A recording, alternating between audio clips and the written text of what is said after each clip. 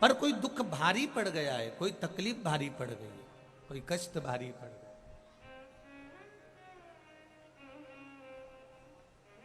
मेरे भोले तेरी सबसे बढ़िया, सबसे बस उससे दिल से आप कह रहे हो, एक आराधना, एक निवेदन, एक प्रार्थना आप हृदय से करो तो सुनेगा।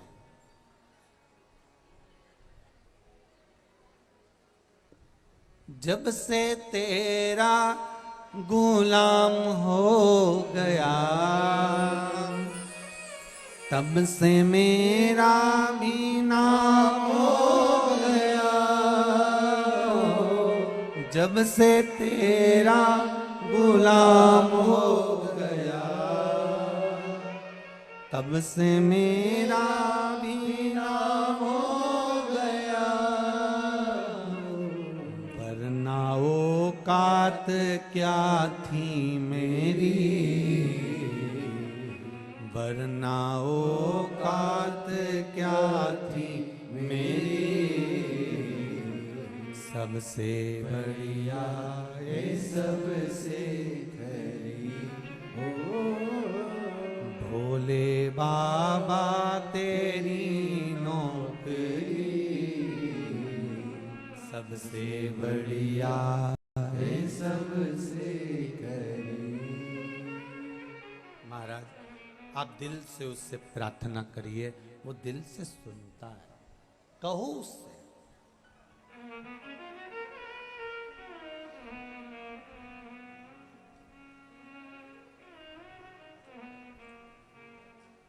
उससे प्रार्थना करिए,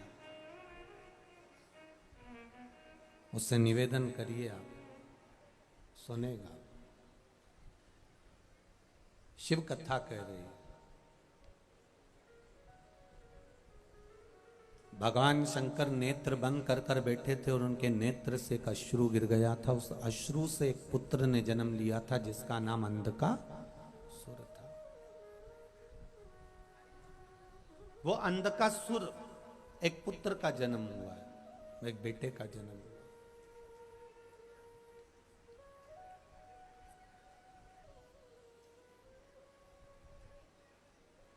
शिव जी ने मना करा कि इसको फेंक दो, समुद्र में डाल दो, ये तुम्हारा पुत्र नहीं है। पर पार्वती जी कहती हैं कि आपके द्वारा प्रगटा है इसलिए मेरा पुत्र है। माता की जो करुणा होती है ना, माता का जो प्रेम होता है ना, मातृत्व जो प्रेम होता है वो कोई साधारण नहीं होता।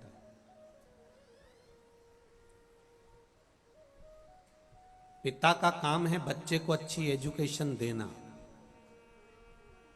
पिता का काम है बच्चे को अच्छा पढ़ाना, पिता का काम है बच्चे को अच्छे कपड़े पहनाना, पिता का काम है बच्चे को अच्छे पेट भरकर भोजन कराना।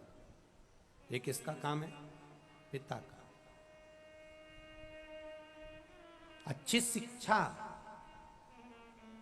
पिता अपने बच्चों को दे, अच्छी एजुकेशन पिता अपने बच्चों को दे, अच्छा व्यापार पिता अपने बच्चों को दे, पेट पिता अपने बच्चों का भरे, कपड़े पिता अपने बच्चों को दे। ये पिता का फर्ज है। इससे मुंह ना मोड़े पिता, पर पिता से ज्यादा माता का फर्ज होता है। पिता एजुकेशन दे, शिक्षा दे, कपड़े दे, व्यापार दे, धन दे, पर इससे ज्यादा कर्तव्य माता का होता है कि घर में रहने वाली माँ अपने बच्चे को संस्कार दे। बहुत जरूरी है।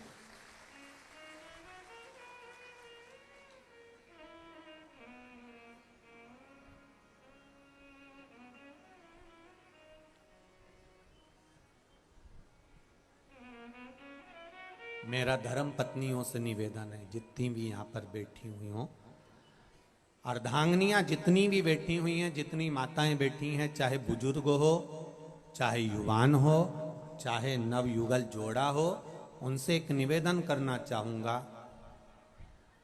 आप अपने पति का सम्मान करना जरूर करना।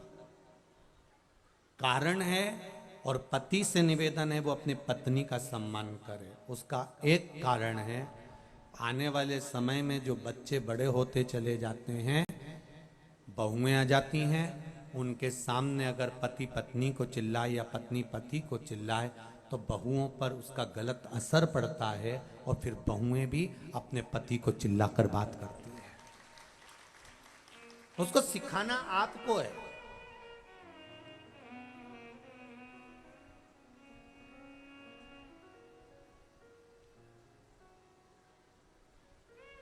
दुनिया की प्रत्येक पत्नियां अपने पति को मूर्ख समझती हैं और दूसरे के पति को ज्ञानवान समझती हैं।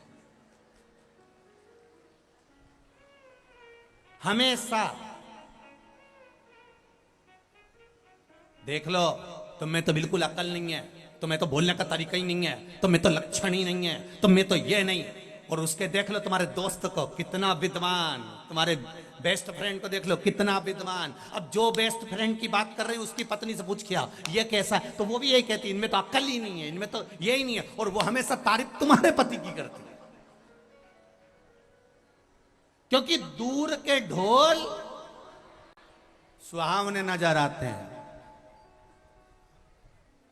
आप कभी भी अंदाजा लगाकर देखना, अपने पति को हमेशा पत्नी कमजोर, ये इसमें अक्ल नहीं, इसमें बुद्धि नहीं, इसमें चित्त नहीं, इसमें विवेक नहीं, इसमें अक्ल नहीं है, इसमें ज्ञान नहीं है, तुम्हें बोलना नहीं आता, तुम्हें ये काम नहीं आता, तुमसे कह के थक गई मैं, जाकर व्यापार कर लो, ऐसा कर लो। और दूसरे के पति को, अरे वो कितना चतुर है, वो कितना विद्वान है, हमारी जीजी के देवर को देख लो, उनको देख लो, उनको देख लो, सबका बखान करेगी, सबका। पर ए चंद्र घंटा कुसमांडा निवेदन है कि हमें दूसरा क्या कर रहा है उससे मतलब नहीं होना चाहिए। हम और हमारा पति, परमात्मा ने जैसा जोड़ा बनाकर भेजा है, संभालने वाला वो है, उसकी विद्वत्ता का बखान करना चाहिए, उसकी विद्वत्ता का बखान करो। दूसरे की हम एक बार कथा में आपको पहले भी कहा कि बच्चों को ये मत कहो कि तुम उनके जैसे बनो।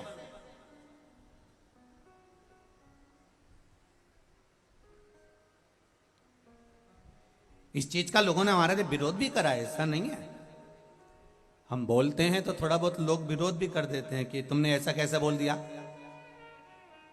कि उनके जैसे मत, उनके जैसे मत। अपने बच्चों को किसी का ज्ञान मत दो कि तुम उनके जैसे, अपने बच्चों को यह ज्ञान मत दो कि तुम उनके जैसे बनो, ऐसा मत बोलो। अपने बच्चों से कहो कि तुम ऐसे बनो कि दुनिया तुमसे प्रेरणा ले और तुम्हारे जैसा बनना चाहे। दुनिया तुमसे प्रेरणा ले और तुम्हारे जैसा बनना चाहे। हमें दूसरे के जैसा नहीं बनना, दूसरा हमारे जैसा बने तो बात है।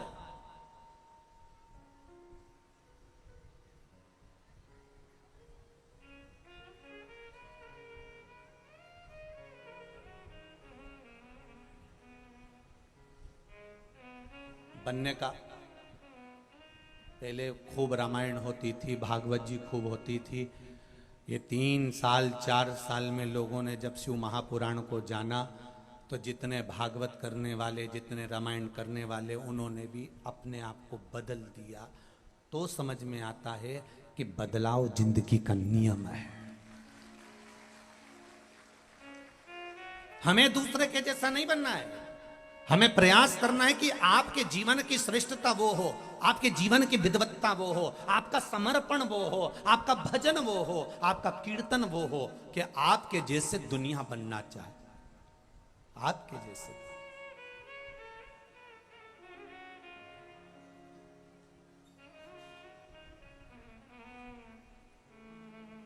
हम हमेशा अपने बच्चों को कहते रहते हैं, एक माता पिता अपने बच्चे से हमेशा कहते थे, बेटा बनो तो राम बनो, बनो तो श्रवण बनो।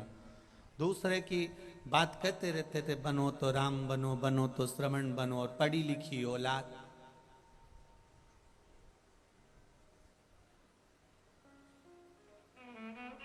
उन्होंने कह दिया, मम्मी तुम कभी कृष्ण बनने को तो कहती नहीं हो। तो मम्मी बोली, मेरे को मालूम है तू यही बोलने वाला होगा, क्योंकि भगवान कृष्ण ने गोपियों के चीर का स्मरण किया, भगवान ने गोपियों के घर के माखन का स्मरण किया, तो तू भी वही करना चाहता होगा। इसलिए मैं तुझे कृष्ण बनने को नहीं कहती, क्योंकि तू कृष्ण के गुण को नहीं जान सकता। ये सब भगवान कृष्ण के तो गुण हैं, इसको समझने वाला किस तरह से समझ सकता है, ये उसके ऊपर है। वो माखन लीला को किस तरह से समझेगा, वो कृष्ण लीला को किस तरह से समझेगा, वो भगवान की भक्ति को किस तरह से समझेगा, ये उनके ऊपर है।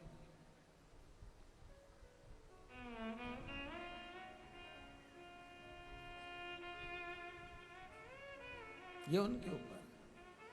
फिर बेटे ने कहा, ठीक है मम्मी, चतुर था बेटा, उन्होंने कहा तुम मुझे राम और श्रवण बनने को कहती हो, लाओ मैं राम बनने को तैयार हूं।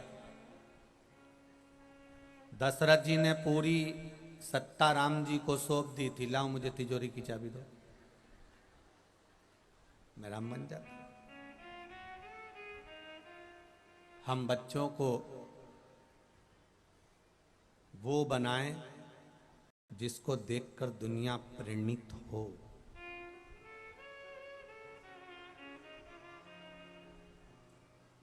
दुनिया में ऐसा कोई व्यक्ति नहीं पैदा हुआ जिसको भगवान ने कोई गुण नहीं दिया।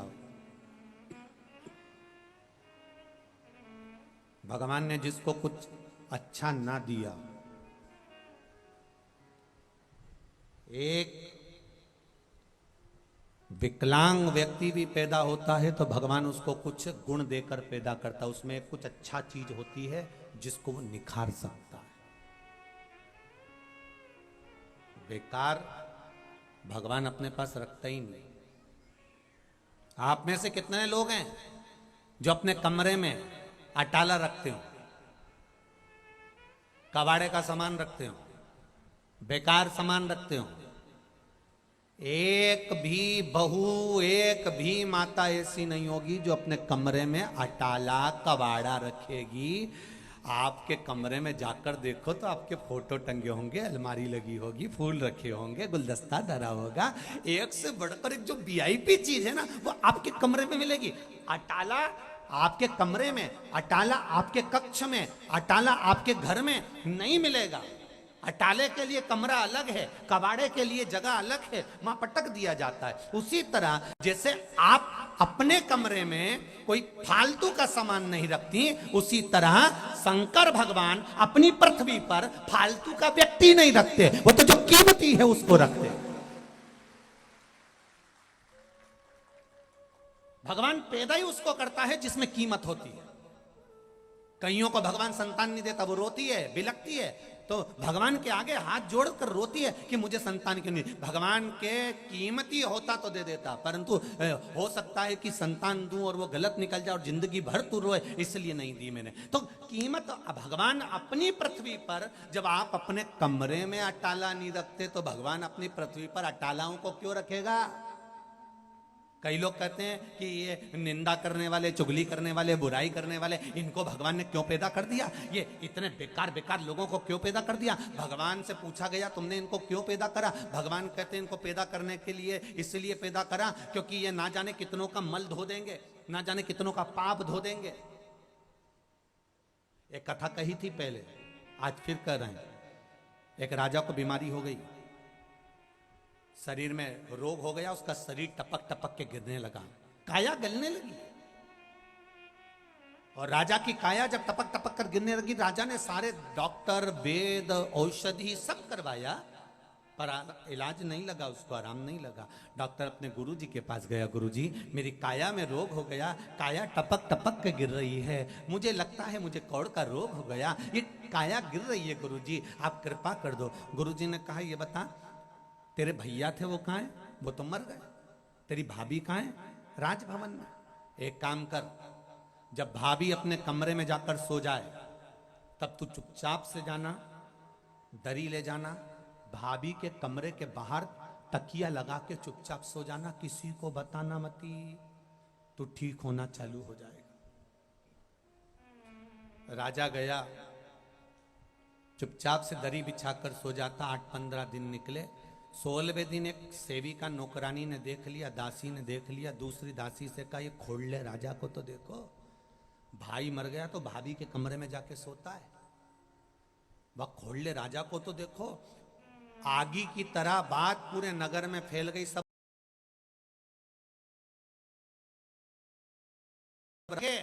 और राजा का शरीर धीरे धीरे धीरे धीरे ठीक हो गया, आराम लग गया।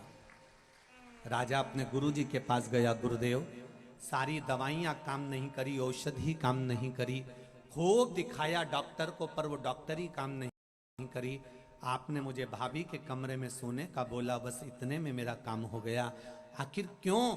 गुरुजी ने कहा, राजा तेरे पाप इतने बढ़ गए थे कि तेरे शरीर से टपक टपक कर गिर रहे थे। उस पाप को कम करने के लिए तेरी बुराई करवाना चालू करी। जब तेरी निंदा होने लगी, बुराई होने लगी, अपशब्द कहने लगे, लोग तुझे गालियां देने लगे, आड़ा टेढ़ा बोलने लगे, तब तेरा रोग धीरे धीरे समाप्त हो गया, धीरे धीरे चला गया। तो राजा ने कहा, प्रभु गुरुदेव मेरा ये रोग कहाँ गया? तो गुरुजी बोले, जिन्होंने तेरे लिए आड़ा टेढ़ा बोला, गालियां दी, अपशब्द बोला, ये उनके खाते में बांट दिया। पाप तो कहीं ना कहीं तो देना पड़ेगा ना, पाप को कहीं ना कहीं तो पहुंचाना पड़ेगा ना, वहां बांटा गया। बोलो अच्छा बोलो, सबके लिए अच्छा बोलो, अपशब्द नहीं बोलो। मुट्ठी बांधे हाय आ जग में, हाथ पसारे, क्या तू लेकर आया जग में, क्या तू केवल एक भजन के सिवाय कुछ साथ नहीं जाएगा, स्मरण के सिवाय कुछ साथ नहीं जाएगा। जो तुमने दान करा, पुण्य करा, संकीर्तन करा, सत्संग करा, सालासर धाम में आकर तुमने अगर एक अठन्नी भी दान करी है, पुण्य करी है, सत्कर्म करा है, किसी को अन्न का भाग दिया है, किसी की सेवा करी है, किसी को एक अन्न का दाना भी खिलाया है, किसी पुण्य के स्थान पर, धर्म के स्थान पर, सत्कर्म के स्थान पर, तो वो खाली नहीं जाएगा।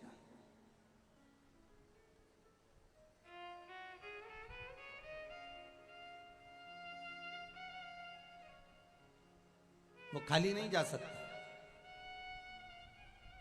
और जिन्होंने दान करा है, जिन्होंने पुण्य करा है, जिन्होंने सत्कर्म करा है, जिन्होंने एक निवाला भोजन भी, एक चावल का दाना, एक खिचड़ी या एक बूंद पानी भी आपने अगर किसी को धर्मार्थ में पिलाया है, तो यहाँ शिव महापुराण की तारीख लिख कर रख लेना और 3 महीने मिला लेना कि तुमने 10 रुपए की बोतल का पानी किसी को पिलाया था, तो वो 1000 गुना होकर मिला कि नहीं मिला।